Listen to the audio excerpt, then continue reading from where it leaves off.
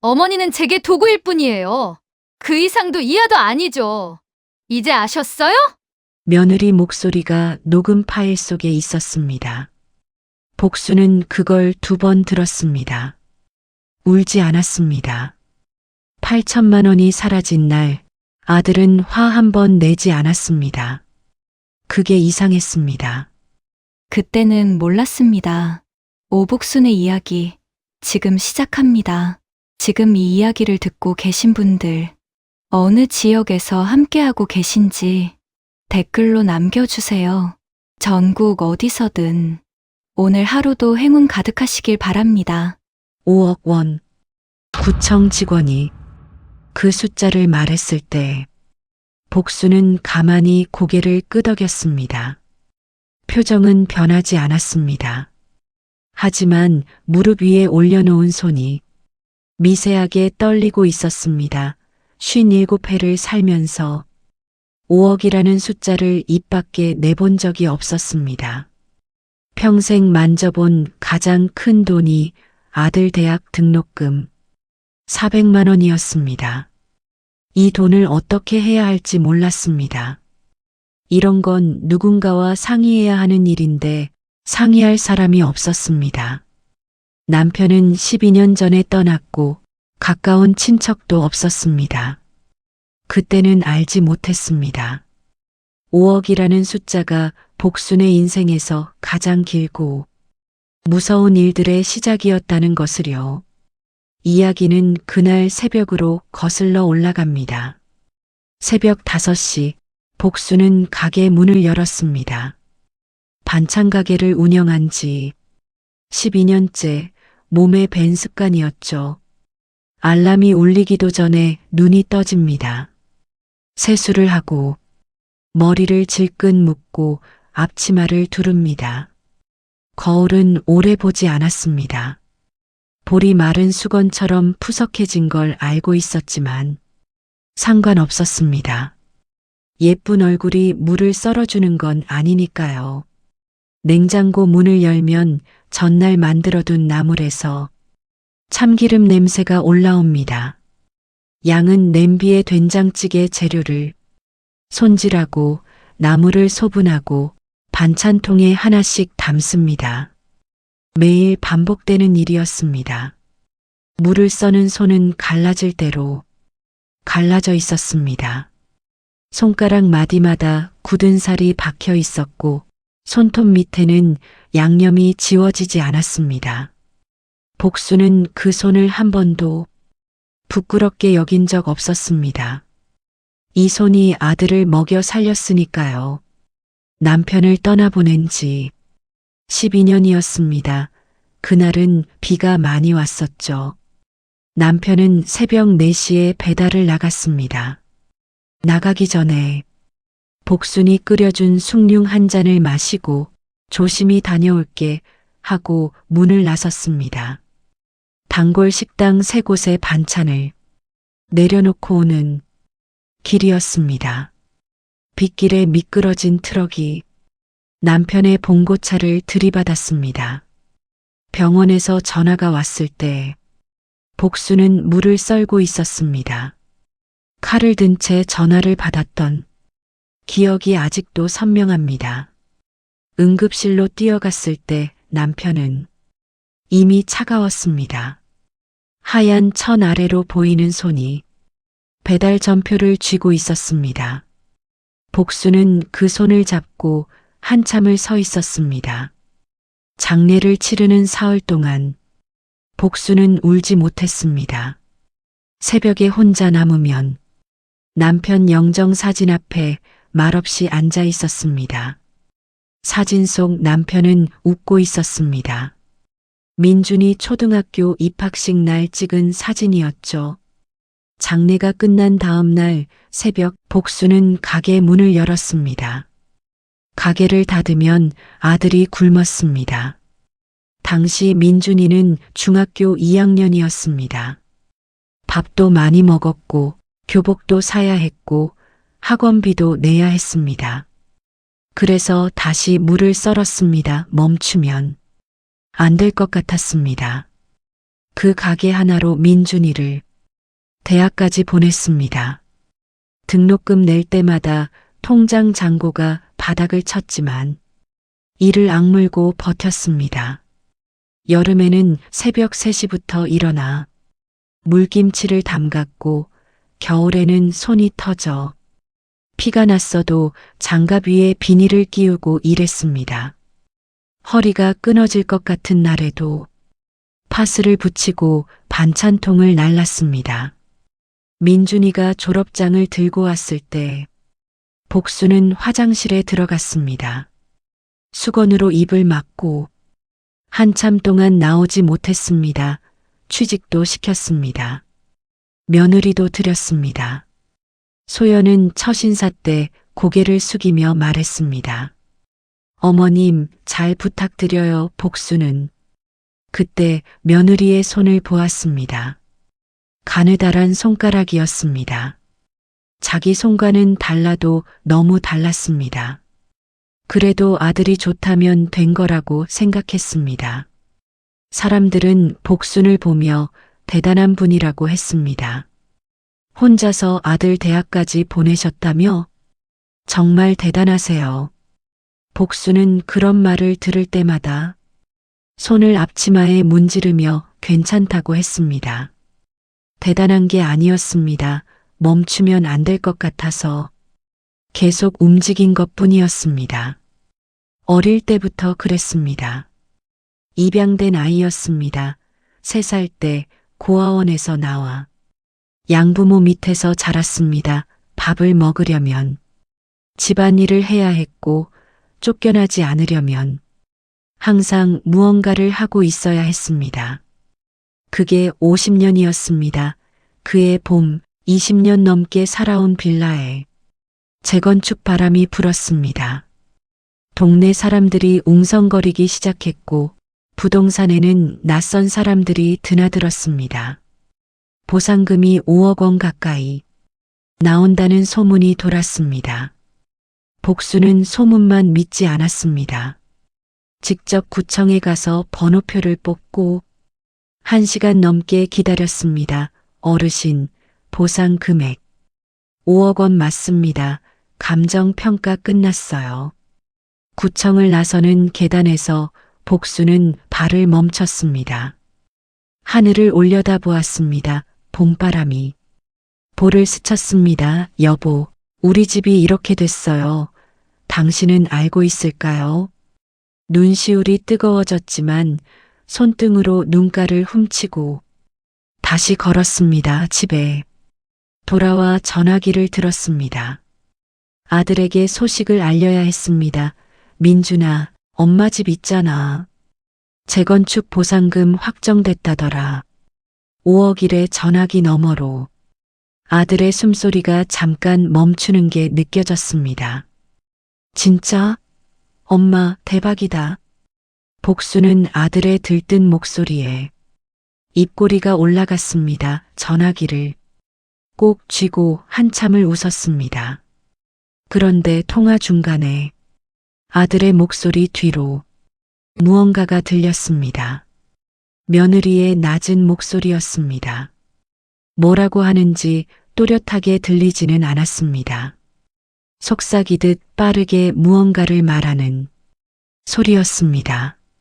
민준아, 옆에 소연이도 있어? 아, 응, 마침 같이 있었어. 엄마 좋은 소식이네.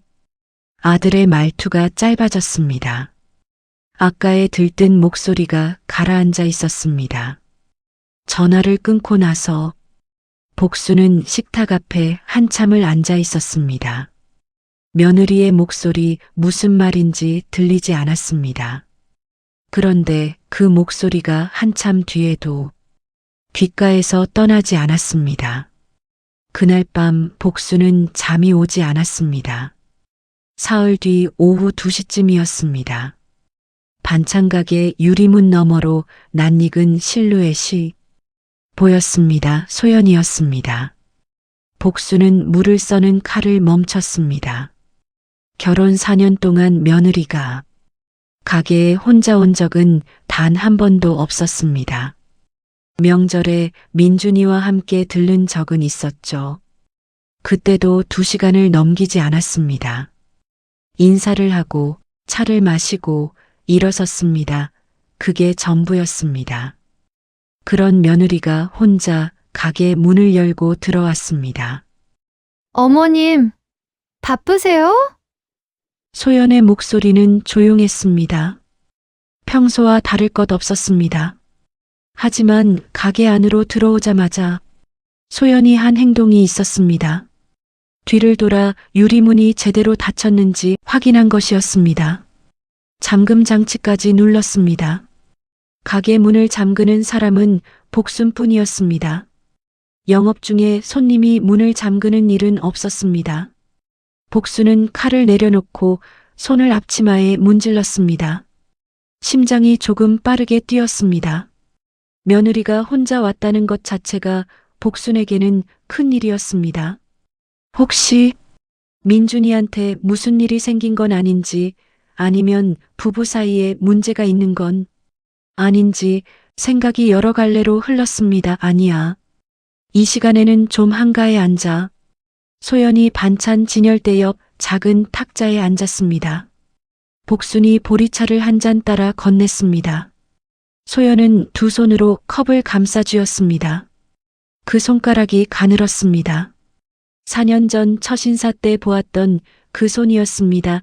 어머님, 다름이 아니라 드릴 말씀이 있어서요. 소연이 가방에서 태블릿을 꺼냈습니다. 화면을 켜서 복순 쪽으로 돌렸습니다. 표와 그래프가 가득한 화면이었습니다. 복순은 그런 것을 본 적이 없었습니다. 시장에서 30년 가까이 장사를 하며 다뤄온 숫자라고는 반찬 원가와 거스름돈 뿐이었습니다. 화면 속 그래프는 오른쪽으로 갈수록 가파르게 올라가고 있었습니다. 어머님, 혹시 재건축 보상금 어떻게 하실지 생각해 두신 거 있으세요? 복순의 손이 무릎 위에서 움찔했습니다. 아직은 모르겠다. 은행에 넣어두려고. 은행 이자가 요즘 얼마 안 돼요. 어머님, 1년에 2천만 원도 안 나와요. 소연이 태블릿 화면을 손가락으로 가리켰습니다. 이건 제가 알아본 건데요. 부동산 연계 투자 상품이에요. 3년에 원금의 3배를 보장해 줍니다. 5억이 3년에 15억. 복수는 그 숫자가 머릿속에서 잘 그려지지 않았습니다. 저도 처음에는 믿기 어려웠어요. 소연의 말투가 부드러워졌습니다. 그런데 제 언니가 작년에 2억으로 시작했는데 지금 5억이 됐어요. 실제로요. 제가 직접 확인했습니다. 소연이 태블릿을 넘겼습니다. 언니라는 사람의 수익 내역이 화면에 떴습니다. 숫자가 빼곡했습니다. 복수는 그 숫자들을 읽을 수는 있었지만 뜻을 온전히 이해하지는 못했습니다. 어머님, 이건 민준이도 아직 몰라요. 복순이 고개를 들었습니다. 어머님 재산이잖아요. 어머님이 먼저 판단하시는 게 맞다고 생각해서요. 제가 아는 분이 이쪽에서 일하고 계시거든요. 제 언니도 그분 통해서 한 거예요. 어머님 재산이잖아요. 그 말이 복순의 가슴에 오래 남았습니다. 4년 동안 며느리에게서 이런 말을 들어본 적이 없었습니다. 며느리가 자기 재산을 자기 것이라고 인정해주는 말, 시어머니의 것은 시어머니의 것이라는 말, 고마웠습니다. 그게 문제였습니다. 나 같은 게 이런 걸 해도 되는 거야? 어머님이 왜 안 돼요? 어머님이 평생 일해서 모은 건데. 복수는 태블릿 화면을 한참 바라보았습니다. 5억 원. 그 돈은 남편이 봉고차를 몰고 새벽 배달을 다니던 그 빌라에서 나온 돈이었습니다.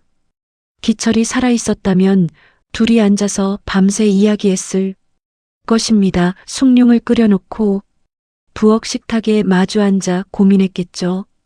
기철은 무릎을 탁 치며 이런 좋은 게 어딨어 했을 수도 있고 미간을 찌푸리며 좀 더 알아보자 했을 수도 있습니다. 어느 쪽이든 혼자 결정하지는 않았을 것입니다.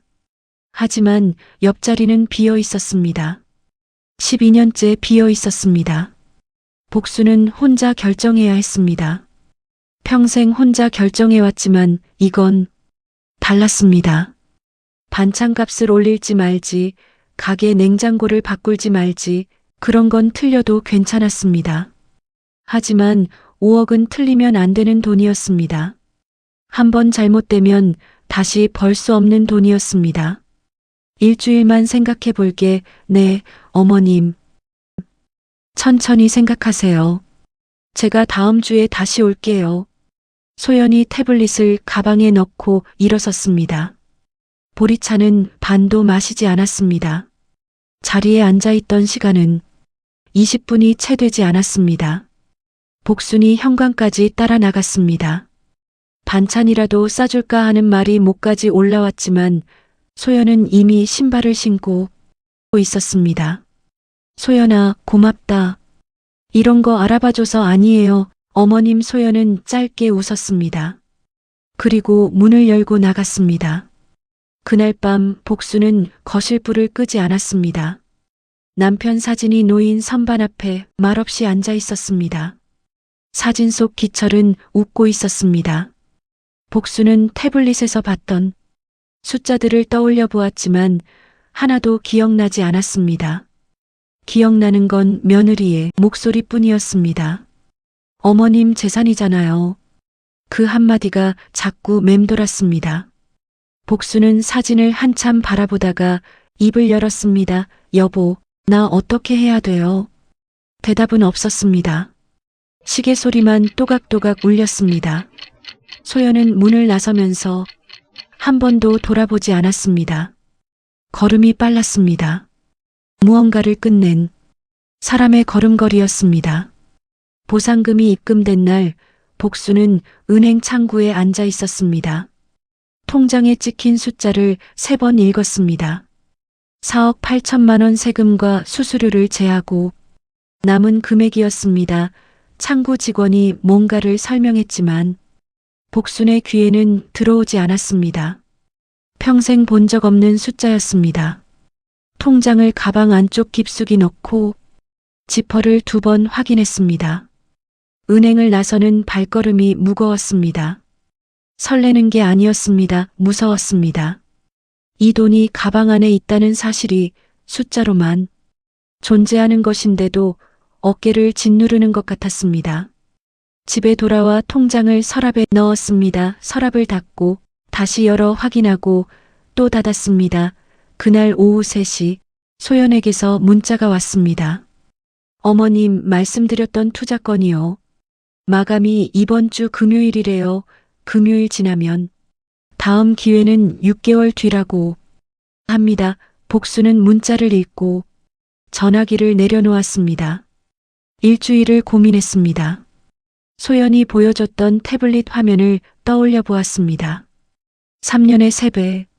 소연이 언니가 2억으로 5억을 만들었다는 이야기 숫자가 머릿속에서 뱅글뱅글 돌았습니다. 하지만 결론이 나지 않았습니다. 혼자였으니까요.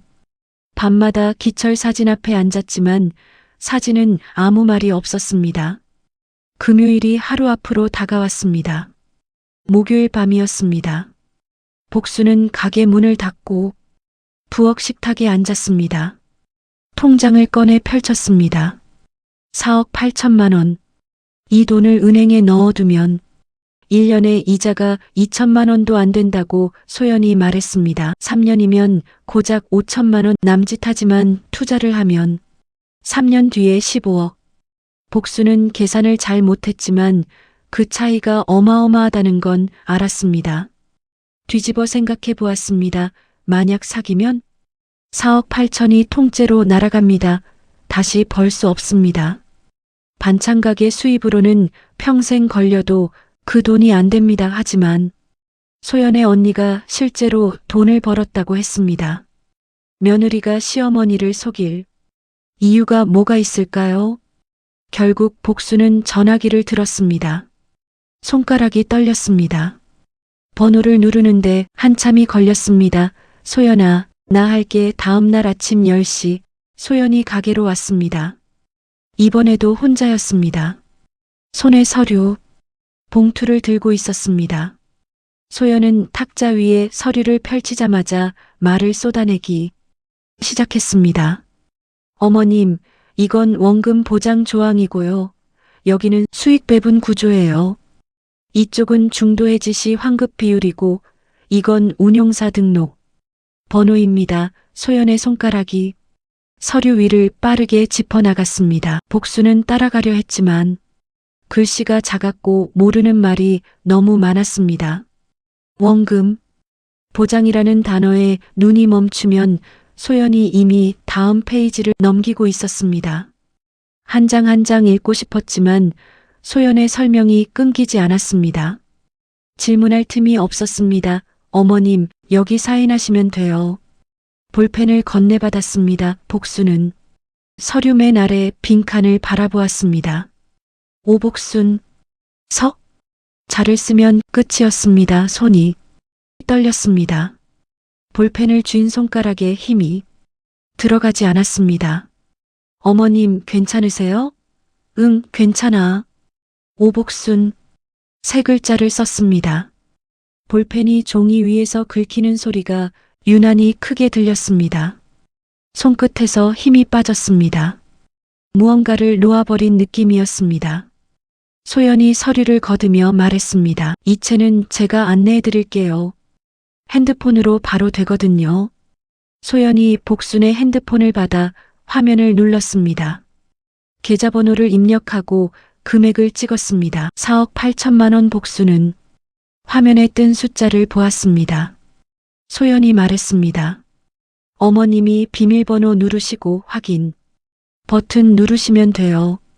복수는 비밀번호 6자리를 눌렀습니다. 확인 버튼 위에 손가락이 멈췄습니다. 화면의 불빛이 얼굴을 비추고 있었습니다. 1초, 2초, 3초 눌렀습니다. 이체가 완료되었습니다.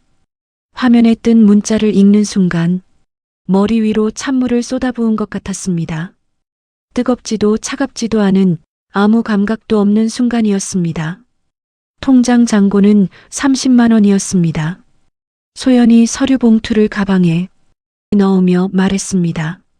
어머님, 담당자분이 3일 이내로 연락드릴 거예요. 수익 보고서도 매달 보내준다고 했어요. 걱정 마세요. 소연은 웃었습니다. 가게 문을 열고 나갔습니다. 3일이 지났습니다. 담당자에게서 연락이 오지 않았습니다. 나흘째도 오지 않았습니다. 소연이 남기고 간 명함에 적힌 번호로 전화를 걸었습니다. 신호가 갔지만 받지 않았습니다. 2번, 3번, 4번 받지 않았습니다. 5번째 전화에서 신호음조차 울리지 않았습니다. 이튿날 소연에게 전화를 걸었습니다. 받지 않았습니다. 1시간 뒤에 다시 걸었습니다. 받지 않았습니다. 문자를 보냈습니다. 읽음 표시가 뜨지 않았습니다. 민준이에게 전화를 걸었습니다. 민준아, 소연이가 전화를 안 받아. 투자건 때문에 그러는데 혹시 너 알고 있니? 전화기 너머로 잠깐 침묵이 흘렀습니다. 무슨 투자요? 저 모르는데요. 엄마, 무슨 말이야? 복순의 무릎이 풀렸습니다. 식탁 모서리를 잡았지만 손에 힘이 들어가지 않았습니다. 주저앉듯 의자에 몸을 기댔습니다. 전화기를 쥔 손이 떨리고 있었습니다. 4억 8천만 원. 남편이 새벽마다 봉고차를 몰고 다니던 그 빌라에서 나온 돈. 12년 동안 물을 썰고 나무를 묻히며 버텨온 시간 위에 서 있던 돈. 통장에는 30만 원이 남아 있었습니다. 그런데 이게 끝이 아니었습니다. 민준이가 서류를 들고 나간 뒤 복수는 처음으로 밥을 먹었습니다. 며칠째 목구멍으로 넘어가지 않던 숭늉이 그날은 들어갔습니다. 아들이 해결해 준다고 했으니까요. 서류를 보자마자 미간을 찌푸리던 아들의 얼굴이 떠올랐습니다. 한 장 한 장 넘기면서 고개를 가로젓던 모습. 이거 사기 같은데 라고 말하던 단호한 목소리. 그 표정이 복순에게는 약속이었습니다. 괜찮겠지.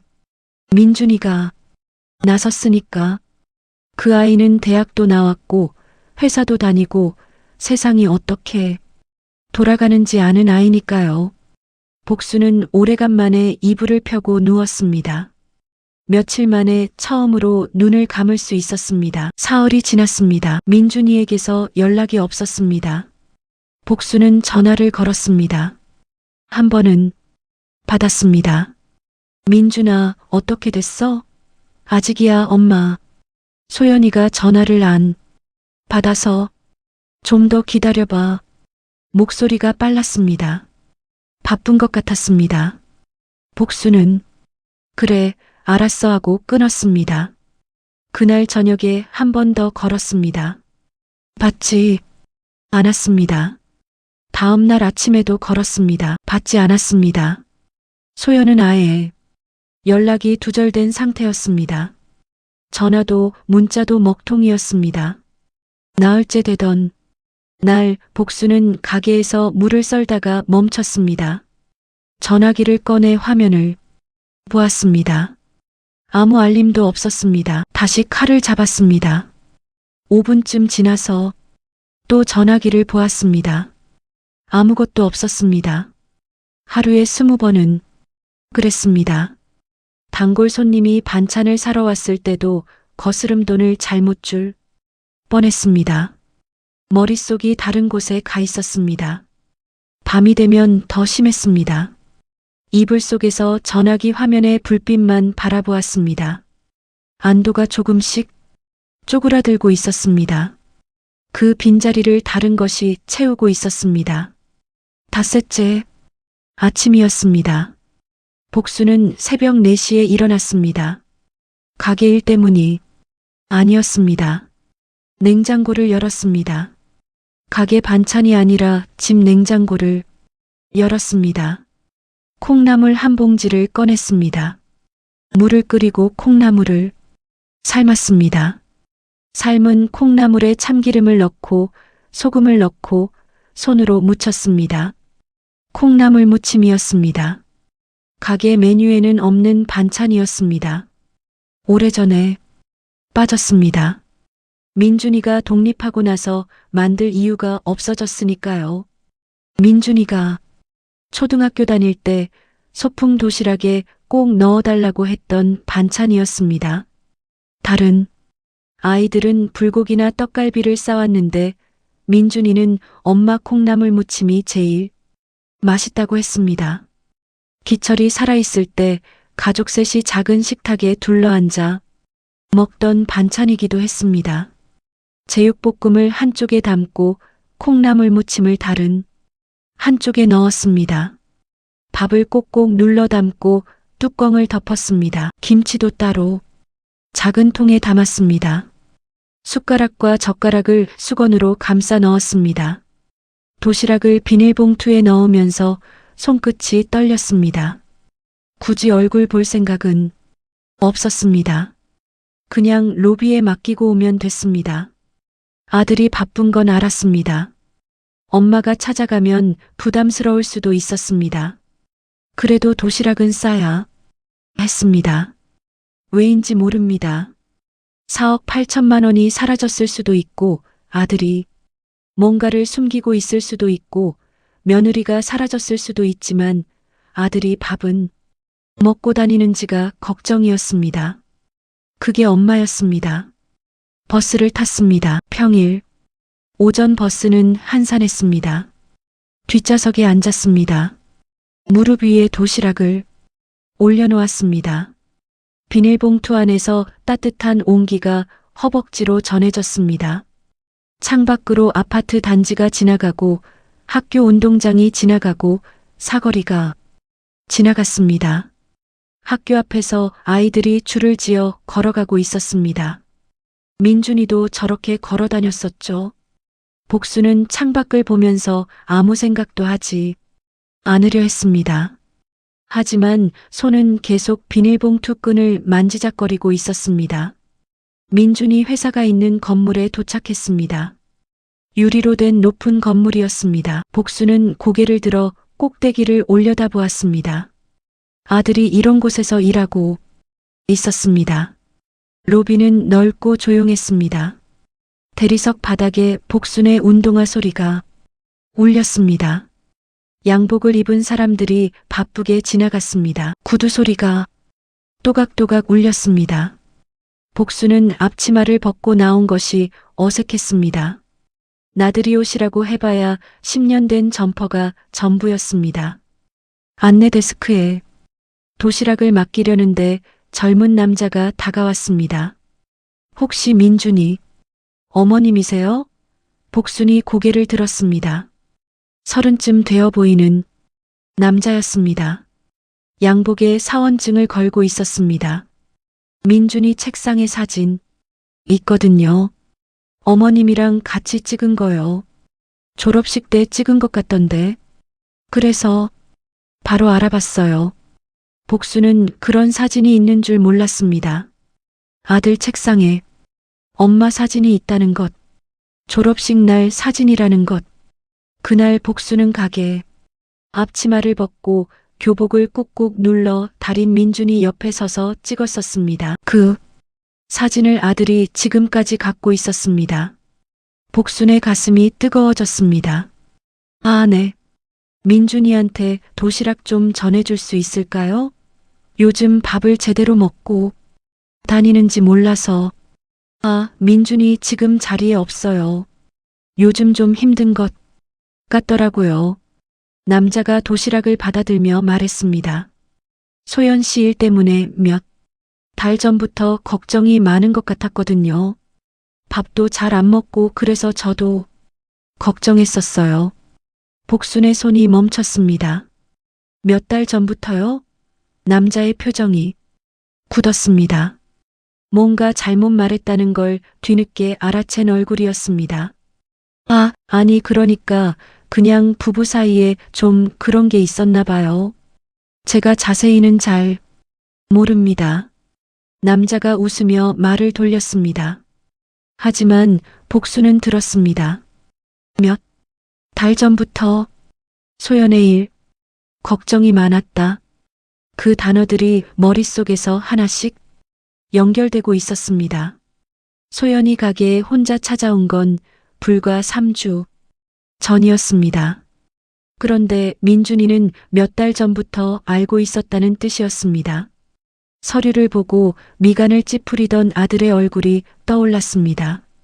이거 사기 같은데 라고 말하던 그 목소리, 그 표정이 진짜였는지 복수는 더 이상 알 수 없었습니다.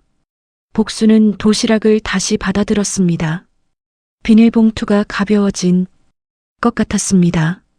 올 때와 무게가 같은데 다르게 느껴졌습니다. 괜찮아요. 제가 다시 올게요. 로비를 나왔습니다. 자동문이 열리고 바깥 공기가 얼굴에 닿았습니다. 봄이었습니다. 따뜻한 바람이 불었습니다. 건물 앞 화단에 개나리가 피어 있었습니다. 점심시간이라 사람들이 건물 밖으로 쏟아져 나오고 있었습니다. 웃으며 이야기하는 사람들 사이로 복수는 비닐봉투를 든 채 걸었습니다. 도시락의 온기가 아직 손에 남아 있었습니다. 아들에게 닿지 못한 온기였습니다. 버스를 탔습니다. 올 때와 같은 뒷좌석에 앉았습니다. 창밖으로 같은 풍경이 반대 방향으로 지나갔습니다. 아파트 단지, 학교, 운동장, 사거리. 아까 줄 지어 걷던 아이들은 보이지 않았습니다. 수업이 시작된 모양이었습니다. 텅 빈 운동장이 유난히 넓어 보였습니다. 복수는 창밖을 바라보았습니다. 눈물이 나오지 않았습니다. 슬프지 않은 게 아니었습니다. 너무 슬프면 눈물이 안 난다는 걸 복수는 알고 있었습니다. 12년 전에 한 번 겪었으니까요. 무릎 위에 도시락이 식어가고 있었습니다. 아침에 느꼈던 온기는 이미 없었습니다. 가게에 돌아왔습니다. 불도 켜지 않았습니다. 신발도 벗지 않고 부엌으로 갔습니다. 도시락을 냉장고에 넣었습니다. 버리지 못했습니다. 제육볶음과 콩나물 무침이 반찬통 안에 그대로 있었습니다. 새벽 4시에 일어나 삶은 콩나물이었습니다. 아들이 소풍 때마다 넣어달라고 하던 반찬이었습니다. 냉장고 문을 닫는 손이 무거웠습니다. 선반에서 기철 사진을 꺼냈습니다. 평소에는 거실 높은 곳에 올려두는 사진이었습니다. 먼지를 손으로 닦고 탁자 위에 내려놓았습니다. 사진 속 기철은 웃고 있었습니다. 복수는 사진 앞에 앉아 한참을 아무 말 하지 않았습니다. 말이 필요 없었습니다.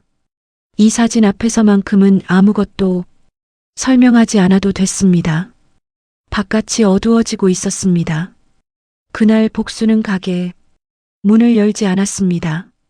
30년 만에 처음 있는 일이었습니다. 다음 날 새벽 복순의 눈이 떠졌습니다. 어둠 속에서 시계를 보았습니다. 새벽 5시. 어젯밤에 잠이 든 건지 안 든 건지도 모르겠습니다. 기철. 사진이 탁자 위에 있었습니다. 어젯밤 그 앞에 앉아 있다가 언제 눈을 감은 건지 기억나지 않았습니다. 알람이 울린 것도 아니었습니다. 누가 깨운 것도 아니었습니다. 새벽 5시. 어둠 속에서 천장을 바라보며 잠깐 숨을 고르고 이불을 걷어내고 몸을 일으켰습니다. 허리에서 뚝 소리가 났습니다. 세수를 하고 머리를 묶고 앞치마를 두르는 데까지 10분이 걸리지 않았습니다. 누가 시킨 것도 아니었습니다. 몸이 기억하고 있었습니다. 30년 동안 매일 같은 시간에 일어나 같은 순서로 움직여온 몸이 주인의 사정과 상관없이 스스로 작동하고 있었습니다. 부엌에 서서 냉장고를 열었습니다. 어제 넣어둔 도시락이 보였습니다.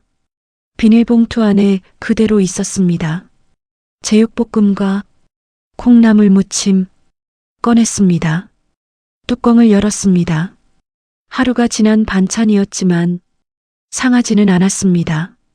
전자레인지에 넣고 데웠습니다. 밥은 식어서 딱딱해져 있었습니다. 숟가락으로 떠서 입에 넣었습니다. 씹었습니다. 맛이 느껴지지 않았습니다. 그래도 삼켰습니다. 콩나물 무침을 한 젓가락 집었습니다. 민준이가 좋아하던 반찬. 어제 새벽 4시에 삶은 콩나물. 입안에서 아삭하는 소리가 났습니다. 혼자 앉아 혼자 먹었습니다. 도시락을 다 비우는데 20분이 걸렸습니다. 설거지를 하고 식탁을 닦았습니다. 빈 도시락통을 씻어 건조대에 올렸습니다. 아들에게 가지 못한 도시락을 엄마가 대신 비운 것이었습니다. 그리고 서랍을 열었습니다. 소연에게서 온 문자를 처음부터 다시 읽었습니다. 전화기 화면을 손가락으로 천천히 올렸습니다. 첫 문자부터 어머님 말씀드렸던 투자건이요. 마감이 이번 주 금요일이래요. 그 다음 문자. 어머님 담당자분이 3일 이내로 연락드릴 거예요. 그 뒤로는 없었습니다. 소연에게서 온 마지막 문자가 그것이었습니다. 복수는 날짜를 확인했습니다. 이채 후 연락이 끊기기까지 이틀이었습니다. 이틀. 4억 8천만 원을 받고 이틀 만에 사라진 것이었습니다. 이체 내역을 확인했습니다. 4억 8천만 원. 계좌번호를 공책에 적었습니다. 한 자리씩 틀리지 않게 대조하며 적었습니다. 소연이 두고 간 계약서 사본을 꺼냈습니다. 운용사 이름, 등록번호, 담당자 연락처 전부 공책에 옮겨 적었습니다. 소연이 남긴 명함도 꺼내 명함에 적힌 번호와 계약서의 번호가 같은지 대조했습니다. 달랐습니다. 명함에는 휴대전화 번호만 적혀 있었고 계약서에는 일반 전화번호가 적혀 있었습니다. 그것도 공책에 적었습니다. 손가락이 버벅거렸습니다. 글씨가 삐뚤었습니다. 오래전에 가계부를 쓸 때 쓰던 볼펜이었습니다. 한 글자씩 천천히 적었습니다. 분노가 아니었습니다. 이건 분노보다 차가운 것이었습니다. 해야 할 일이 있으니까 하는 것이었습니다. 감정이 들어갈 자리가 없었습니다. 공책을 가방에 넣고 집을 나섰습니다. 버스를 타고 경찰서에 갔습니다. 혼자였습니다. 누가 같이 가자고 한 적도 없었고 같이 가줄 사람도 없었습니다. 버스 안에서 공책을 다시 한번 펼쳐보았습니다. 글씨가 삐뚤어서 자기가 쓴 것이 맞나 싶었습니다. 하지만 내용은 빠진 것 없이 정리되어 있었습니다. 경찰서 민원실에 들어가 번호표를 뽑고 앉았습니다. 플라스틱 의자가 차가웠습니다. 앞에 3명이 있었습니다. 옆에 앉은 사람이 서류를 들고 한숨을 쉬고 있었습니다. 다들 무언가를 안고 여기까지 온 사람들이었습니다. 1시간을 기다렸습니다. 번호가 불렸습니다. 창구에 앉은 담당자는 30대 초반쯤 되어 보이는 남자였습니다. 복수는 공책을 펼치고 처음부터 설명했습니다. 며느리가 투자 상품을 권유했다는 것, 계약서에 사인했다는 것, 4억 8천만 원을 이체했다는 것, 이후 연락이 끊겼다는 것. 담당자는 컴퓨터 화면을 보며 고개를 끄덕이다가 말했습니다. 이체 동의가 있으면 사기 입증이 쉽지 않습니다. 본인이 직접 비밀번호를 누르고 확인 버튼을 누르신 거잖아요. 이런 경우에는 민사로 가셔야 할 것 같습니다. 복수는 담당자의 얼굴을 바라보았습니다. 민사라는 말이 무슨 뜻인지 정확히 알지는 못했습니다. 하지만 여기서는 안 된다는 뜻이라는 건 알았습니다. 제가 동의한 건 투자였습니다. 이 계좌로 보낸 게 아닙니다. 담당자가 잠깐 말을 멈췄습니다. 복수는 공책을 들어 계좌번호를 가리켰습니다. 이 계좌가 운용사 계좌인지 확인해 주실 수 있습니까? 계약서에 적힌 운용사 이름이랑 실제 계좌 명의가 다를 수 있습니다. 제가 보낸 돈이 어디로 갔는지 알고 싶습니다. 담당자가 복순의 공책을 들여다보았습니다. 삐뚤삐뚤한 글씨로 적힌 계좌번호, 운용사 등록번호, 날짜, 금액 하나하나 정리되어 있었습니다. 담당자의 표정이 조금 달라졌습니다. 잠깐만 기다려주세요. 담당자가 안쪽으로 들어갔습니다. 10분쯤 지나서 다른 사람과 함께 나왔습니다. 나이가 좀 더 있어 보이는 남자였습니다. 형사과 소속이라고 했습니다. 오복수님, 저한테 한번 설명해 주시겠습니까? 복수는 처음부터 다시 말했습니다. 같은 이야기를 또 했습니다. 목소리가 떨리지 않았습니다. 감정을 빼고 사실만 말했습니다. 며느리, 투자 상품, 4억 8천만 원, 연락, 두절, 공책을 펼쳐 정리한 내용을 하나씩 짚었습니다. 날짜, 금액, 계좌번호, 운용사 이름. 형사는 메모를 하며 들었습니다. 가끔 되물었습니다. 복수는 같은 대답을 정확히 반복했습니다. 접수하겠습니다. 다만 수사에 시간이 걸립니다. 계좌 추적에만 몇 주가 걸릴 수 있어요. 기다리겠습니다. 복수는 자리에서 일어나며 공책을 가방에 넣었습니다. 경찰서를 나왔습니다. 해가 기울고 있었습니다. 오전 10시에 들어가서 오후 4시가 넘어 나온 것이었습니다. 하루가 경찰서에서 끝났습니다. 다리가 무거웠습니다. 아침에 먹은 도시락 이후로 아무것도 먹지 않았습니다. 버스 정류장까지 걸어가는데 법무사 사무실 간판이 눈에 들어왔습니다. 2층 건물 유리창에 붙은 흰 글씨였습니다. 복수는 걸음을 멈췄습니다.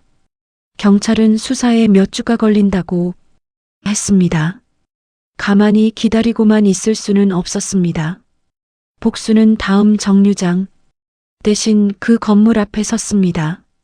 법무사 사무실은 계단을 올라간 곳에 있었습니다. 계단이 가팔랐습니다. 무릎이 시렸지만 난간을 잡고 올라갔습니다. 문을 열자 종이 냄새가 났습니다. 서류가 쌓인 책상 뒤에 50대쯤 되어 보이는 여자가 앉아 있었습니다. 안경 너머로 복순을 바라보았습니다. 복수는 또 처음부터 설명했습니다. 오늘 세 번째로 같은 이야기를 하는 것이었습니다. 경찰서에서 2번, 여기서 1번 같은 말을 반복할수록 목소리가 단단해졌습니다. 처음에는 떨리던 것이 이제는 사실을 나열하는 것에 가까워지고 있었습니다. 법무사가 계약서 사본을 들여다보았습니다. 안경을 올려 쓰고 한 장 한 장 넘겼습니다. 그러다 멈췄습니다. 이 운용사 이름 제가 본 적이 있어요. 복순이 고개를 들었습니다. 같은 이름으로 피해를 입은 분이 최근에 상담을 오셨었거든요. 혼자가 아니었어요. 법무사가 서류철을 꺼내 넘겼습니다.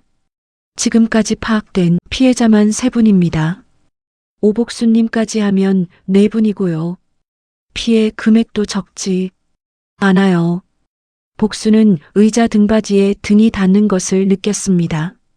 모르는 사이에 몸이 뒤로 기대진 것이었습니다. 가게에서 혼자 당한 줄 알았습니다. 세상에, 나만 이렇게 어리석었다고 생각했습니다. 저만 당한 게 아닌 겁니까? 네. 같은 계좌, 같은 수법입니다. 법무사가 인쇄본 한 장을 건넸습니다. 피해자 명단이었습니다. 3사람의 이름과 연락처가 적혀 있었습니다. 종이를 받아 든 손이 미세하게 떨렸습니다. 복수는 첫 번째 이름을 읽었습니다. 모르는 사람이었습니다. 2번째도 모르는 사람이었습니다. 3번째 이름에서 눈이 멈췄습니다. 낯설지 않았습니다. 분명히 어디선가 들어본 이름이었습니다. 그런데 어디서인지 아직은 생각이 나지 않았습니다. 조준호. 새벽 가게에서 복수는 명단을 다시 꺼내 들었습니다. 법무사가 건넨 인쇄본 3번째 이름이었습니다. 어젯밤부터 머릿속을 맴돌던 이름이었습니다. 분명히 어디선가 들었습니다. 그런데 어디서 들었는지가 떠오르지 않아서 밤새 뒤척였습니다. 새벽에 가게 문을 열고 냉장고를 확인하고 물을 도마 위에 올려놓았지만 칼을 든 채로 손이 움직이지 않았습니다. 조준호. 입안에서 되뇌었습니다. 그때 떠올랐습니다. 소연의 목소리였습니다. 가게 탁자에 앉아 태블릿을 보여주며 소연이 했던 말이었습니다. 제가 아는 분도 이 방식으로 수익 보셨어요. 직장 상사분이셨는데 3개월 만에 2배가 됐대요. 직장 상사 3개월 만에 2배. 소연이 성공 사례로 이야기했던 그 사람이었습니다. 소연은 이름을 직접 말하지는 않았습니다. 하지만 그날 소연이 가게에서 전화를 받으면서 조 선생님이라고 부르는 걸 복순이 한 번 들은 적이 있었습니다. 그때는 별 생각 없이 넘겼습니다. 지금은 달랐습니다. 소연이 성공 사례로 내세웠던 사람이 피해자 명단에 있었습니다. 성공한 게 아니라 당한 것이었습니다. 복수는 명단을 들고 한참을 서 있었습니다. 가게 안이 조용했습니다. 냉장고 모터 소리만 윙윙거렸습니다. 소연이 가게에 앉아 태블릿을 보여주던 날이 떠올랐습니다. 그때 복순이 마음을 연 이유 중 하나가 바로 그 이야기였습니다. 실제로 돈을 번 사람이 있다는 말. 그 사람을 믿고 돈을 넣었습니다. 그런데 그 사람도 속아서 돈을 넣은 것이었습니다. 믿음의 근거 자체가 거짓이었습니다. 복수는 칼을 내려놓고 앞치마에 손을 문질렀습니다. 손이 떨리고 있었습니다. 전화기를 꺼내 법무사에게 전화를 걸었습니다. 조준호라는 분 연락처를 알 수 있는지 물었습니다. 법무사는 본인 동의가 있어야 한다고 했습니다. 복수는 알겠다고 하고 전화를 끊었습니다. 이틀을 기다렸습니다. 이틀 동안 가게를 열고 반찬을 만들고 손님을 맞았습니다. 전화기는 항상 앞치마 주머니에 넣고 다녔습니다. 단골 손님이 떡볶이 떡을 사러 왔을 때도 배달 주문을 받을 때도 손은 주머니 속 전화기를 만지고 있었습니다. 밤에는 전화기를 베개 옆에 놓고 잤습니다. 이틀 뒤 법무사에게서 연락이 왔습니다. 조준호 씨가 만나겠다고 했다고요. 약속 장소는 복순네 가게 근처 카페였습니다. 복순이 먼저 도착했습니다. 구석 자리에 앉았습니다. 커피를 시켰지만 마시지 않았습니다. 손을 무릎 위에 올려놓고 기다렸습니다.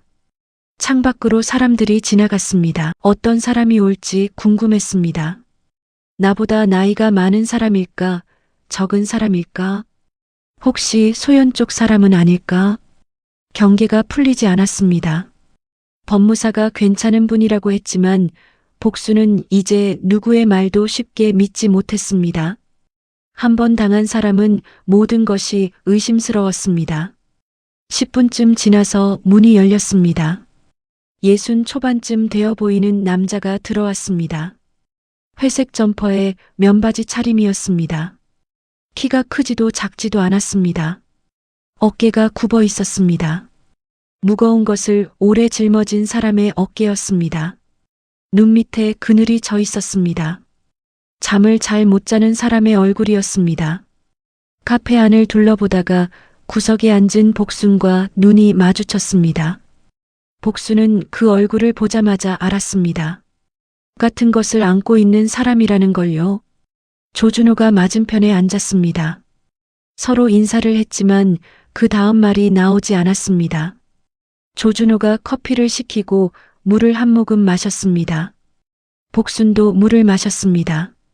옆 테이블에서 젊은 사람들이 웃고 있었습니다. 처음 보는 사람에게 내가 사기를 당했다는 말을 어떻게 꺼내야 하는지 둘 다 몰랐습니다. 복수는 조준호의 손을 보았습니다. 물컵을 잡은 손가락이 떨리고 있었습니다. 한참 동안 둘 다 말이 없었습니다. 조준호가 먼저 입을 열었습니다. 소연 씨가 저한테도 말했습니다. 어머니 같은 분이 투자해서 돈을 벌었다고. 복순의 손이 테이블 위에서 멈췄습니다. 저한테는 선생님 이야기를 했어요. 직장 상사분이 3개월 만에 2배를 벌었다고요. 조준호의 눈이 가늘어졌습니다. 잠깐 시선을 내리깔더니 고개를 천천히 끄덕였습니다. 그러니까 저한테는 어머니가 성공 사례였고 어머니한테는 제가 성공 사례였던 겁니다. 복수는 대답하지 못했습니다. 머릿속에서 퍼즐 조각이 하나씩 맞춰지고 있었습니다. 소연은 조준호에게는 복순을 들이밀었고 복순에게는 조준호를 들이밀었습니다. 피해자가 피해자를 믿게 만든 것이었습니다. 서로가 서로의 미끼였습니다. 둘 다 상대방이 돈을 벌었다고 믿었기 때문에 안심하고 돈을 넣었습니다. 거울을 마주 세워놓은 것과 같았습니다. 진짜는 어디에도 없었습니다. 카페 안이 조용해졌습니다. 음악 소리가 멀게 느껴졌습니다. 복수는 커피잔을 내려다보았습니다. 커피가 식어 있었습니다. 조준호도 물컵을 바라보고 있었습니다. 말이 필요 없었습니다. 둘 다 같은 것을 이해하고 있었습니다. 나만 어리석었다고 생각했는데 이 사람도 같은 방법으로 당했습니다. 위로가 되면서도 동시에 더 화가 나는 감정이었습니다. 소연이라는 사람이 한 사람이 아니라 여러 사람에게 같은 수법을 쓴 것이었습니다. 그 침묵이 오래갔습니다. 조준호가 먼저 입을 열었습니다. 저는 30년 직장 생활하고 퇴직금으로 3억을 받았습니다. 그걸 통째로 넣었어요. 3억? 복순의 4억 8천만 원과는 다른 숫자였지만 무게는 같았습니다. 30년이라는 시간의 무게. 매일 같은 시간에 출근하고 같은 자리에 앉아 일하고 월급을 모으고 한 푼도 허투루 쓰지 않은 세월. 복순의 12년 반찬 가게와 같은 것이었습니다. 조준호의 손도 거칠었습니다. 세월이 남긴 손이었습니다. 소연은 그 시간을 알고 있었을 것입니다. 아니, 그 시간을 노린 것이었습니다. 오래 일하고 처음으로 큰 돈이 생기고 혼자인 사람들. 소연은 그런 사람들을 골라서 찾아간 것이었습니다. 선생님, 소연이가 선생님한테도 마감이 있다고 했습니까? 했죠. 이번 주까지라고. 늦으면 다음 기회는 6개월 뒤라고. 저도 그 말에 조급해졌습니다. 똑같았습니다. 같은 말, 같은 수법, 같은 압박이었습니다. 마감이라는 단어로 사람을 조급하게 만들고 생각할 시간을 빼앗는 수법. 복수는 자기가 당한 그대로를 조준호도 겪었다는 걸 알았습니다. 조준호가 커피잔을 밀어놓으며 말했습니다. 목소리가 조심스러웠습니다. 그리고 하나 더 있습니다. 소연 씨가 사무실에 올 때 한 번은 남자와 같이 온 적이 있었어요. 젊은 남자였습니다. 소연 씨가 남편이라고 소개했습니다. 복순의 얼굴에 아무 변화가 없었습니다. 눈도 깜빡이지 않았습니다. 테이블 위에 올려놓은 손이 미세하게 떨렸지만 표정은 그대로였습니다. 가슴 안쪽에서 뭔가가 무너지는 소리가 들리는 것 같았지만 얼굴로는 아무것도 올라오지 않았습니다. 50년 넘게 눈치를 보며 살아온 사람의 얼굴이었습니다. 서류를 같이 보고 있었어요. 사무적인 분위기였습니다. 소연 씨가 설명하고 그 남자가 옆에서 고개를 끄덕이고 있었어요. 복수는 고개를 끄덕였습니다. 그것만 했습니다. 질문하지 않았습니다. 확인하지도 않았습니다. 조준호가 가방에서 서류 봉투를 꺼냈습니다. 고소장에 이 내용도 넣어야 합니다. 제가 정리해서 법무사한테 보내겠습니다. 같이 하겠습니다. 짧은 대답이었지만 그 안에 다른 말은 필요 없었습니다. 혼자가 아니라는 것. 사기를 당하고 나서 처음으로 혼자가 아니라는 걸 느꼈습니다. 그것 하나가 달라졌습니다. 둘은 다음 주에 법무사 사무실에서 다시 만나기로 했습니다. 조준호가 가진 서류와 복순의 공책을 합쳐서 고소장을 보완하기로 했습니다. 자리에서 일어나 계산을 하려는데 조준호가 멈춰 섰습니다. 카페 문 앞에서였습니다. 뭔가 말을 꺼내려다 입을 다물었다가 다시 열었습니다. 목소리가 낮아졌습니다. 혹시 녹음 파일이 있다는 거 아십니까? 복순이 고개를 들었습니다. 조준호의 눈이 진지했습니다. 무겁게 가라앉은 눈이었습니다. 복수는 그 말의 의미를 몰랐습니다. 아직은. 조준호에게서 파일이 왔습니다. 법무사 사무실에서 두 번째로 만난 날이었습니다. 고소장 보완 작업을 마치고 서류를 정리하는데 조준호가 가방에서 핸드폰을 꺼냈습니다. 화면을 몇 번 누르더니 복순 쪽으로 밀었습니다. 이게 제가 말씀드렸던 녹음입니다. 복수는 핸드폰 화면을 바라보았습니다. 음성 파일이 하나 떠 있었습니다. 재생 시간은 4분 20초였습니다. 4분 20초 시간이었습니다. 반찬 가게에서 무 하나 써는 시간보다 짧았습니다. 그런데 그 4분 20초가 복순의 30년을 바꿔놓을 줄은 몰랐습니다. 소연 씨가 저한테 전화를 걸어온 적이 있었어요. 투자금 추가 입금을 요구하는 전화였습니다. 그때 제가 녹음을 해뒀습니다. 뭔가 이상하다는 생각이 들어서요. 조준호의 목소리가 낮았습니다. 복수는 핸드폰을 바라보기만 했습니다. 재생 버튼을 누르지 못했습니다. 손가락이 화면 위에서 멈춰 있었습니다. 이걸 들으면 뭔가가 달라질 것 같았습니다. 돌이킬 수 없는 쪽으로 달라질 것 같았습니다. 변호사한테 확인했습니다. 증거로 쓸 수 있다고 했어요. 복수는 고개를 끄덕였습니다. 그리고 재생 버튼을 눌렀습니다.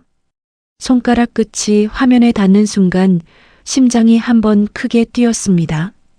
처음에는 잡음이 들렸습니다. 바람 소리 같은 것. 그러다가 소연의 목소리가 나왔습니다. 전화 너머의 소연이었습니다. 복순이 알던 소연의 목소리와 달랐습니다. 가게에 앉아 어머님이라고 부르던 그 부드러운 톤이 아니었습니다. 빠르고 날카로웠습니다. 사무적이었습니다. 누군가에게 보고하듯 말하고 있었습니다. 오복순 씨는 그냥 도구예요. 돈 있고 순하고 의심 안 하는 사람. 딱 필요한 유형이잖아요. 도구. 복순의 손이 멈췄습니다. 핸드폰을 잡고 있는 손가락에 힘이 들어갔습니다. 내려놓지 못했습니다. 귀가 소연의 목소리에 붙어 있었습니다. 도구. 그 단어가 머릿속에서 울리고 있었습니다. 도구라는 말을 들어본 적은 많았습니다. 칼도 도구이고 냄비도 도구이고 도마도 도구입니다. 쓰고 나면 씻어서 제자리에 놓는 것들, 다르면 버리는 것들. 소연은 복순을 그렇게 불렀습니다. 소연이 가게에 처음 왔던 날이 떠올랐습니다.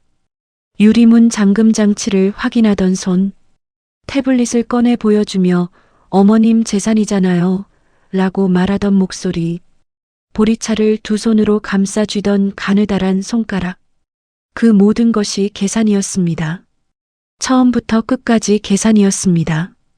보리차를 반도 마시지 않고 떠났던 것도, 가게 문을 나서며 한 번도 돌아보지 않았던 것도 전부 계산된 것이었습니다. 복순이라는 사람은 소연에게 사람이 아니라 항목이었습니다. 녹음은 계속 재생되고 있었습니다. 소연이 상대방에게 다른 피해자들의 진행 상황을 보고하고 있었습니다. 숫자를 말했습니다. 금액을 말했습니다. 사람 이름을 말했습니다. 마치 회사 업무를 보고하듯 담담한 어조였습니다. 감정이 없었습니다. 반찬가게 주인이라는 단어가 한 번 더 나왔습니다. 복수는 그 단어를 들으며 자기가 서류 위에 한 줄이었다는 걸 알았습니다. 이름이 아니라 유형이었습니다. 돈 있고 순하고 의심 안 하는 사람. 그게 소연이 복순을 분류한 방식이었습니다. 그때 다른 목소리가 끼어들었습니다. 남자 목소리였습니다.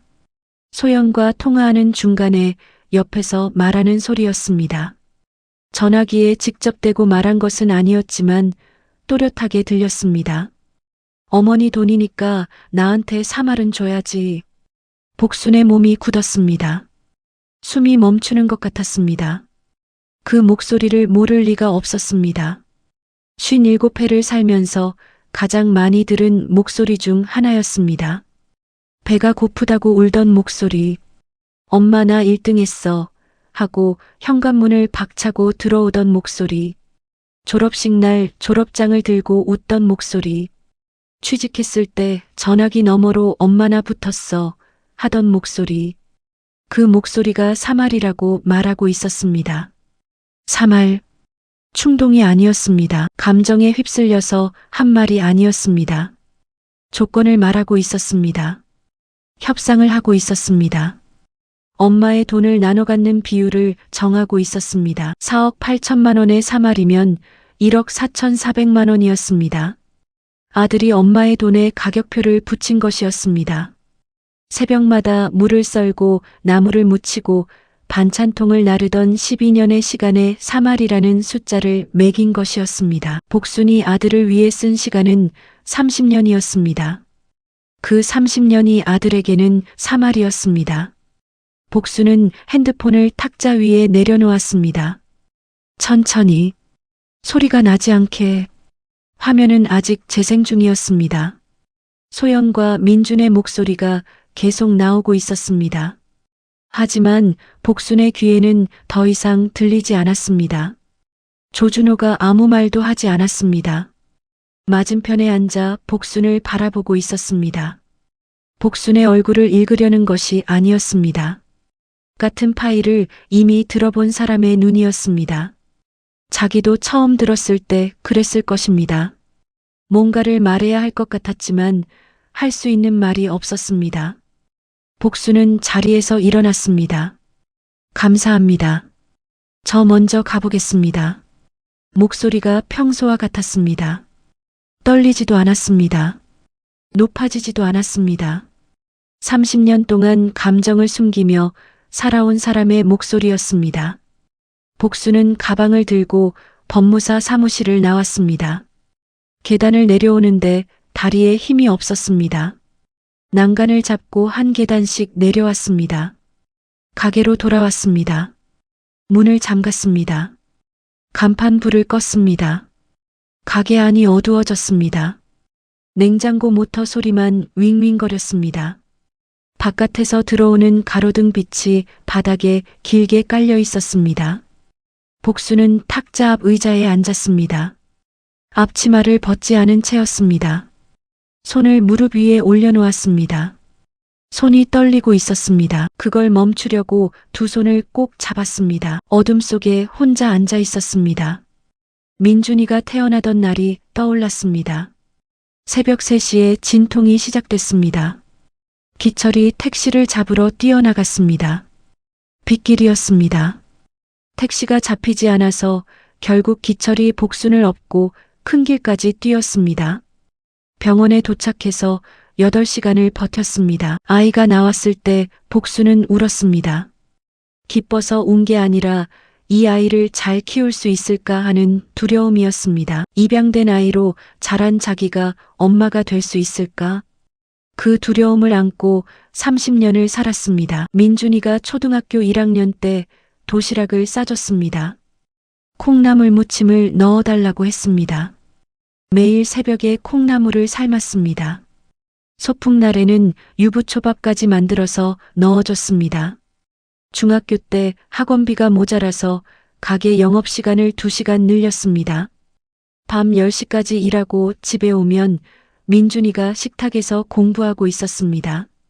대학 등록금을 내려고 겨울에 손이 터져도 장갑 위에 비닐을 끼우고 일했습니다. 등록금 납부서를 들고 은행에 갈 때마다 통장 잔고가 바닥났습니다. 졸업식 날 화장실에서 수건으로 입을 막고 울었습니다. 취직했을 때 기철 사진 앞에 소주 한 잔을 따라 놓고 여보, 우리 민준이 해냈어요. 하고 말했습니다. 결혼식 날 한복을 입고 아들 옆에 섰습니다. 사진을 찍을 때 눈물이 나올 것 같아서 입술을 깨물었습니다. 전부 혼자였습니다. 기철이 떠난 뒤로 전부 혼자 한 일이었습니다. 그 아들이 3알이라고 했습니다. 엄마의 돈을 놓고 며느리와 비율을 협상했습니다. 어두운 가게 안에서 복수는 오래도록 앉아 있었습니다. 냉장고 모터가 한번 멈추고 다시 돌아가는 소리가 들렸습니다. 바깥에서 차 지나가는 소리가 났습니다. 어디선가 개 짖는 소리도 들렸습니다. 시간이 얼마나 흘렀는지 몰랐습니다. 1시간이었을 수도 있고 3시간이었을 수도 있습니다. 가로등 빛이 바닥에서 조금씩 움직였습니다.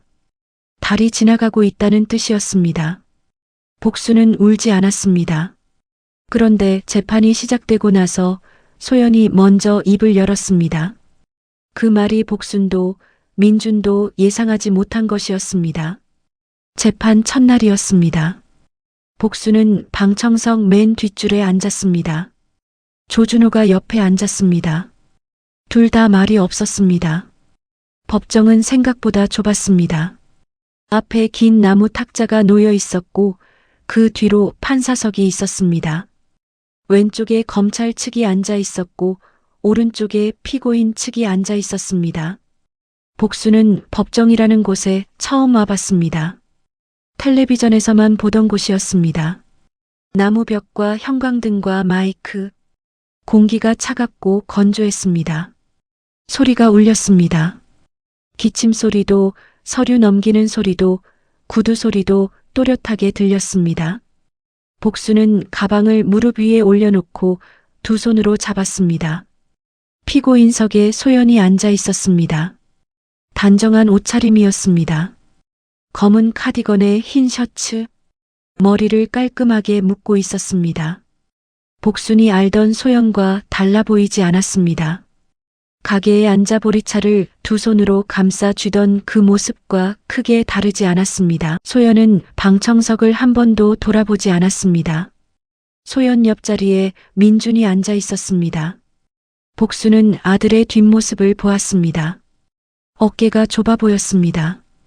고개를 숙이고 있었습니다. 졸업식 날 졸업장을 들고 활짝 웃던 아이의 뒷모습이 아니었습니다. 재판이 시작됐습니다. 검사가 공소사실을 읽었습니다. 피해자 17명, 총 피해액 31억 원. 복수는 그 숫자를 듣고 등받이에 등을 기댔습니다. 17명. 복순과 조준호만이 아니었습니다. 15명이 더 있었습니다. 같은 수법이었습니다. 같은 계좌, 같은 서류, 같은 마감 압박. 소연은 그것을 17번 반복한 것이었습니다. 검사의 진술이 끝나고 소연 측 변호사가 일어섰습니다. 그리고 소연이 증인석으로 이동했습니다. 선서를 했습니다. 마이크 앞에 앉았습니다. 복수는 소연의 얼굴을 정면에서 처음 봤습니다. 가게에서는 항상 옆이나 비스듬한 각도에서 봤었습니다. 정면에서 본 소연의 눈은 차분했습니다. 떨리는 기색이 없었습니다. 소연이 입을 열었습니다. 이 투자 계획은 제가 처음 제안한 게 아닙니다. 법정이 조용해졌습니다. 검사가 고개를 들었습니다. 민준 씨가 먼저 저한테 말했습니다. 어머니 돈을 활용하자고요. 재건축 보상금이 나올 거라는 이야기를 민준 씨에게서 먼저 들었습니다. 저는 민준 씨의 계획에 따라 움직인 겁니다. 방청석이 술렁였습니다. 민준 측 변호사가 즉시 일어났습니다. 이에 있습니다. 피고인의 일방적인 진술입니다. 판사가 소연에게 계속하라고 했습니다. 소연은 고개를 끄덕이고 말을 이었습니다. 목소리가 흔들리지 않았습니다. 민준 씨는 제 남편이었습니다. 남편이 어머니 돈으로 사업을 하겠다고 했을 때 저는 반대했습니다. 하지만 민준 씨가 계속 설득했습니다. 대출도 알아보고 계좌도 민준 씨가 알려줬고 서류도 민준 씨가 준비했습니다. 저는 민준 씨가 시키는 대로 어머니를 만난 것뿐입니다. 복수는 소연의 입술이 움직이는 것을 바라보았습니다. 한마디 한마디가 또렷했습니다. 준비된 문장이었습니다. 어제 오늘 생각해낸 말이 아니었습니다. 오래전부터 이 순간을 대비해서 만들어 놓은 문장이었습니다. 소연은 법정에서도 태블릿을 보여주던 그날처럼 차분했습니다. 같은 사람이었습니다. 가게에서 어머님 재산이잖아요 라고 말하던 그 톤과 지금 민준 씨가 시켰습니다 라고 말하는 톤이 똑같았습니다. 검사가 반박했습니다. 녹음 파일을 증거로 제시했습니다. 소연이 복순을 도구라고 부른 녹음. 소연은 그 녹음에 대해서도 준비가 되어 있었습니다. 그 통화는 민준 씨가 시킨 대로 한 겁니다. 제가 혼자 판단한 게 아닙니다. 모든 것을 민준에게 돌리고 있었습니다. 검사가 추가 증거를 제시했습니다. 소연 명의의 별도 계좌가 발견되었다는 것이었습니다. 피해금의 일부가 그 계좌로 이체되어 있었습니다. 민준에게 주기로 한 사말은 실제로 이체된 적이 없었습니다. 소연은 민준에게 사말을 주겠다고 약속해놓고 한 푼도 보내지 않았습니다. 처음부터 줄 생각이 없었습니다. 민준도 소연에게 도구였습니다. 복순을 끌어들이기 위한 도구, 시어머니에게 접근하기 위한 통로, 사기가 들통났을 때 책임을 넘겨 씌울 방패. 소연은 민준에게 사마를 미끼로 던져놓고 민준을 움직였습니다. 그리고 재판이 시작되자 그 민준을 팔아넘겼습니다. 배신한 사람도 배신당한 것이었습니다. 민준이 고개를 들었습니다. 소연을 바라보았습니다. 소연은 민준을 보지 않았습니다. 증인석에 앉아 정면만 바라보고 있었습니다. 민준의 입술이 미세하게 떨렸습니다. 뭔가를 말하려는 것 같았지만 소리가 나오지 않았습니다. 얼굴이 하얗게 질려 있었습니다. 소연이 자기를 이렇게 팔아넘길 줄은 몰랐을 것입니다. 사마를 약속받고 엄마의 돈을 넘겼는데 그 사말도 받지 못했고 이제 모든 책임까지 뒤집어 쓰게 된 것이었습니다. 변호사가 민준의 팔을 잡았습니다. 민준은 고개를 다시 숙였습니다. 복수는 방청석에서 아들의 뒷모습을 보고 있었습니다. 어깨가 떨리고 있었습니다. 고개를 숙였다가 들었다가를 반복하고 있었습니다. 12년 전 장례식 때 빈소에서 엄마 옆에 서 있던 중학생 민준이가 떠올랐습니다. 그때도 어깨가 떨렸습니다. 그때는 복순이 아들의 어깨를 잡아줬습니다. 괜찮아, 엄마가 있잖아, 라고 말했습니다. 지금은 잡아줄 수 없었습니다. 잡아줘서도 안 됐습니다. 분노가 올라와야 했습니다. 당연히 화가 나야 하는 상황이었습니다. 그런데 분노가 아니었습니다. 허탈함이었습니다. 소연이 민준을 속이고 민준이 복순을 속이고 소연이 다시 민준을 팔아넘기고 이 안에서 진짜로 잃은 사람은 복순뿐이었습니다. 소연은 별도 계좌에 돈을 숨겨놓았습니다. 민준은 적어도 사마를 기대하고 있었습니다. 복순만 아무것도 없었습니다. 돈도 없었고 아들도 없었습니다. 재판이 끝났습니다. 사람들이 일어나 나가기 시작했습니다. 복수는 마지막에 일어났습니다. 복도로 나왔습니다. 민준이 변호사와 함께 복도 끝으로 걸어가고 있었습니다. 복순과 민준 사이에 사람 7명이 있었습니다. 민준이 한번 뒤를 돌아보았습니다. 복순과 눈이 마주쳤습니다. 짧은 순간이었습니다. 1초도 안 되는 시간이었습니다. 민준의 눈이 빨갛게 부어 있었습니다. 민준이 먼저 시선을 돌렸습니다. 그리고 복도 모퉁이를 돌아 사라졌습니다. 복수는 법원을 나왔습니다. 조준호가 뒤에서 따라왔지만 복수는 먼저 걸었습니다. 혼자 걷고 싶었습니다. 버스를 탔습니다. 창가 자리에 앉았습니다.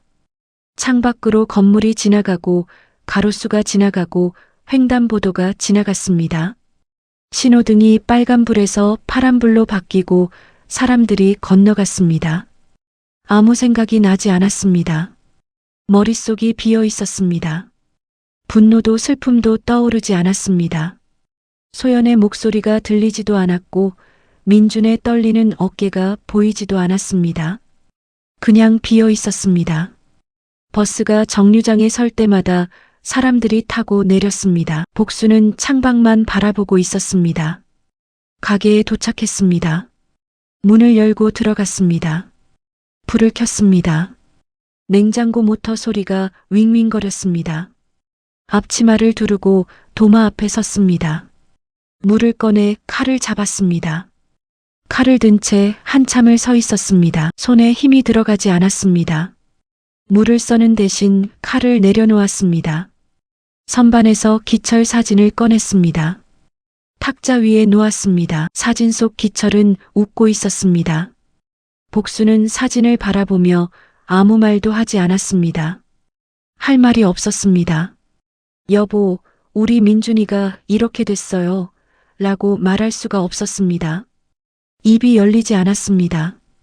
기철이 살아있었다면 어떻게 했을까요? 아들을 때렸을까요? 울었을까요? 아니면 복순처럼 아무 말도 하지 못했을까요? 알 수 없었습니다. 대답해줄 사람이 없었습니다. 사진 속 기철은 그저 웃고 있었습니다. 민준이 초등학교 입학식 날 찍은 사진이었습니다. 그때는 셋이었습니다. 지금은 혼자였습니다. 판결 날은 2달 뒤였습니다. 복수는 그 2달 동안 민준에게 연락하지 않았습니다. 민준도 연락하지 않았습니다. 2달이 지났습니다. 복수는 그 2달 동안 가게를 열었습니다. 매일 새벽 5시에 일어나 냉장고를 열고 물을 썰고 나무를 묻히고 반찬통을 채웠습니다. 단골 손님이 오면 인사를 하고 거스름 돈을 건네고 다음 손님을 맞았습니다. 달라진 것은 없었습니다. 달라진 것이 없다는 게 이상했습니다. 4억 8천만 원을 잃고 아들이 공범이라는 걸 알게 되고 법정에 서고 녹음 파일을 듣고 나서도 복순의 하루는 똑같았습니다. 새벽에 일어나 반찬을 만들고 가게를 열고 가게를 닫았습니다. 멈추면 무너질 것 같아서 움직이는 것이었는지 아니면 30년 동안 몸에 밴 습관이 사람을 붙잡아두는 것이었는지 복순 본인도 알 수 없었습니다. 민준에게서 연락이 없었습니다. 복순도 하지 않았습니다. 판결일 아침 복순은 평소보다 일찍 일어났습니다. 새벽 4시였습니다. 가게에 갈 시간이 아니었습니다. 오늘은 법원에 가는 날이었습니다. 세수를 하고 머리를 묶고 옷장을 열었습니다. 입을 옷을 고르는데 한참이 걸렸습니다. 법원에 뭘 입고 가야 하는지 몰랐습니다. 결국 장례식 때 입었던 검은 옷을 꺼냈습니다. 다른 검은 옷이 없었습니다. 옷에서 나프탈렌 냄새가 났습니다. 12년 전 남편 장례식 이후로 꺼내본 적 없는 옷이었습니다. 버스를 타고 법원에 갔습니다. 혼자였습니다. 조준호에게는 오지 않아도 된다고 말했습니다. 이건 복순이 혼자 들어야 하는 말이었습니다. 법원 앞에 도착했을 때 아침 9시가 조금 넘었습니다. 사람들이 건물 안으로 들어가고 있었습니다. 양복을 입은 사람도 있었고 평상복 차림도 있었습니다. 다들 어딘가에 재판에 가는 사람들이었습니다. 누구는 피해자이고 누구는 피고인이고 누구는 가족이었습니다. 복수는 피해자이면서 동시에 피고인의 어머니였습니다. 그 두 가지가 한 사람 안에 있었습니다. 방청석에 앉았습니다. 지난번과 같은 맨 뒷줄이었습니다. 법정 안은 조용했습니다. 형광등 불빛이 밝았습니다. 피고인석에 소연이 먼저 앉아 있었습니다. 지난 재판 때와 같은 단정한 차림이었습니다. 표정도 같았습니다. 차분하고 고요한 얼굴. 복수는 이제 그 얼굴이 어떤 얼굴인지 알고 있었습니다. 민준이 들어왔습니다. 양복을 입고 있었습니다. 2달 전보다 얼굴이 말라 있었습니다. 광대뼈가 도드라져 보였습니다. 잠을 못 잔 얼굴이었습니다. 복수는 아들의 옆모습을 바라보았습니다. 저 아이가 밥을 먹고 다니기는 한 건지 하는 생각이 잠깐 들었습니다. 그 생각을 지우려고 시선을 내렸습니다. 판사가 들어왔습니다. 모두 일어섰다가 앉았습니다. 법정이 다시 조용해졌습니다. 판사가 서류를 넘기며 판결문을 읽기 시작했습니다. 복수는 판사의 말을 한마디도 놓치지 않으려 했지만 법률 용어가 많아서 절반은 이해하지 못했습니다. 사기죄, 공모, 피해 금액, 양형사유, 범행의 계획성, 피해 회복 노력 부재. 모르는 단어들이 법정 안을 채웠습니다. 복수는 그 말들 사이에서 숫자만 기다렸습니다. 결과만 기다렸습니다. 판사가 안경을 고쳐 쓰고 피고인을 바라보았습니다. 피고인 최소연, 징역 6년. 판사의 목소리가 법정에 울렸습니다. 소연은 미동도 하지 않았습니다. 눈 하나 깜빡이지 않았습니다. 예상하고 있었다는 듯이 가만히 앉아 있었습니다. 피고인 이민준, 징역 2년에 집행유예 3년. 복순의 손이 무릎 위에서 움찔했습니다. 집행유예. 감옥에 가지 않는다는 뜻이었습니다. 그 사실에 안도해야 하는 건지 화를 내야 하는 건지 복수는 몰랐습니다. 아들이 감옥에 안 간다는 게 다행이라는 마음과 4억 8천만 원을 날리게 한 사람이 집에 간다는 게 억울하다는 마음이 동시에 있었습니다. 두 감정 중 어느 쪽도 이기지 못했습니다. 복수는 아무 표정도 짓지 않았습니다. 그냥 앉아 있었습니다. 눈물도 나오지 않았고 박수를 칠 수도 없었습니다. 이긴 건지 진 건지 알 수 없는 판결이었습니다. 재판이 끝났습니다. 사람들이 일어났습니다. 복수는 마지막에 일어났습니다. 법정을 나와 복도를 지나 건물 밖으로 나왔습니다. 법원 앞 계단이었습니다. 넓은 계단이었습니다. 기자는 없었습니다. 이 사건이 뉴스에 나올 만큼 큰 사건은 아니었습니다. 31억이라는 숫자는 컸지만 피해자는 이름 없는 사람들이었습니다. 반찬가게 주인, 퇴직자, 식당 사장님, 텔레비전에 나올 사람들이 아니었습니다. 계단 위에 서서 하늘을 올려다보았습니다. 가을이었습니다. 구름 한 점 없는 하늘이었습니다. 바람이 불었습니다. 법원 앞 은행나무 잎이 노랗게 물들어 바닥에 떨어지고 있었습니다. 복수는 가방 끈을 꼭 잡고 서 있었습니다. 이긴 건가 하는 생각이 들었습니다. 소연에게 징역 6년이 선고됐습니다. 하지만 복순의 통장에는 여전히 30만 원이 남아 있었습니다. 이긴 것 같지 않았습니다. 4억 8천만 원은 돌아오지 않았습니다. 판결은 났지만 잃어버린 것은 그대로였습니다. 계단을 내려가려는데 뒤에서 발소리가 들렸습니다. 돌아보지 않았습니다.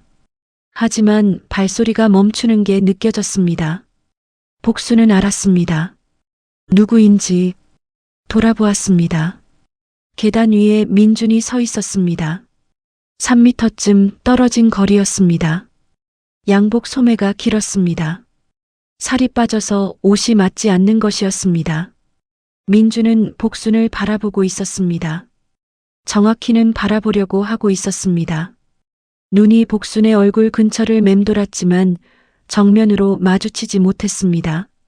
시선이 복순의 어깨에 갔다가 턱에 갔다가 바닥으로 내려갔습니다.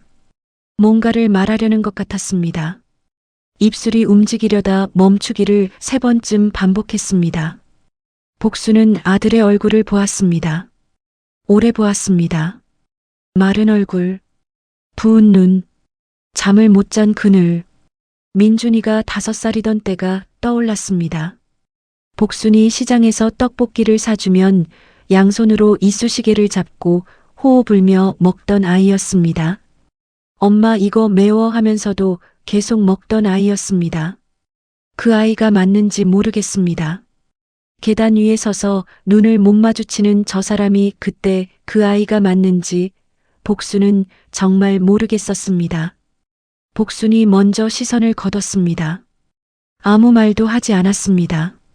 몸을 돌려 계단을 내려갔습니다. 한 계단씩 천천히 내려갔습니다. 뒤에서 아무 소리도 들리지 않았습니다. 민준이 부르지 않았습니다. 복순도 돌아보지 않았습니다. 버스 정류장까지 걸었습니다. 버스를 탔습니다. 창가 자리에 앉았습니다. 가방을 무릎 위에 올려놓았습니다. 창밖으로 가로수 잎이 노랗게 물들어 있었습니다. 가을이 깊어지고 있었습니다. 올봄에 구청 앞 벚꽃이 피기 시작할 때 보상금을 받았습니다. 봄이 지나고 여름이 지나고 가을이 됐습니다. 그 사이에 돈이 사라지고 아들의 진짜 얼굴을 알게 되고 법정에 서고 판결을 받았습니다. 반년이 채 안 되는 시간이었습니다. 복수는 창밖을 바라보며 생각했습니다. 이겼는데 뭘 이긴 건지 모르겠습니다. 소연은 감옥에 갑니다. 민주는 집행유예를 받았습니다. 하지만 4억 8천만 원이 돌아오는 건 아닙니다. 남편이 봉고차를 몰고 새벽 배달을 다니던 그 빌라에서 나온 돈은 이미 사라졌습니다. 민사소송을 하면 일부는 돌아올 수도 있다고 법무사가 말했습니다. 하지만 그게 얼마일지 언제일지는 아무도 모르는 일이었습니다. 기철이 있었다면 뭐라고 했을까요? 잘했어 했을까요? 아니면 아무 말 없이 옆에 앉아 있었을까요? 복수는 기철의 얼굴을 떠올리려 했지만 선명하지 않았습니다. 12년이 지났습니다. 사진 속 얼굴은 기억나는데 실제 얼굴은 점점 흐려지고 있었습니다. 가게에 돌아왔습니다. 검은 옷을 벗고 앞치마를 두르고 가게 문을 열었습니다. 오후 늦은 시간이었지만 단골 손님 2명이 다녀갔습니다. 반찬을 팔고 계산을 하고 인사를 했습니다. 해가 지고 간판 불을 켰습니다. 평범한 저녁이었습니다. 아무 일도 없었던 것처럼 하루가 끝나가고 있었습니다. 복수는 가게 문을 닫고 불을 끄며 생각했습니다. 내일도 새벽 5시에 일어나야 합니다. 물을 썰어야 하고 나무를 묻혀야 합니다. 그게 복순의 하루였습니다. 판결이 나든 나지 않든 복순의 하루는 같았습니다. 그로부터 3개월 뒤 복순의 가게 앞에 누군가 서 있었습니다. 등이 보였습니다. 새벽 4시 반이었습니다. 눈발이 흩날렸습니다. 가게 셔터 앞에 누군가 서 있었습니다. 코트 하나만 걸친 어깨에 눈이 조금 쌓여 있었습니다. 발밑 보도블록만 그의 발자국 주변으로 녹아 있었습니다. 얼마나 서 있었던 것인지 알 수 없었습니다. 복수는 자물쇠를 꺼내 들었습니다. 민준이었습니다. 30년 넘게 보아온 어깨였습니다. 저 어깨가 기철을 닮았다는 것을 처음 눈치챘던 것이 민준이 12살 때였습니다. 기철도 말이 없던 사람이었습니다. 말 대신 밥을 차렸고 말 대신 새벽에 일어나 가게 문을 열었습니다. 복수는 그것을 보고 살았습니다. 민준도 그렇게 컸다고 생각했습니다. 틀렸습니다. 복수는 자물쇠를 열었습니다. 셔터를 올렸습니다. 가게 문을 밀고 혼자 들어갔습니다.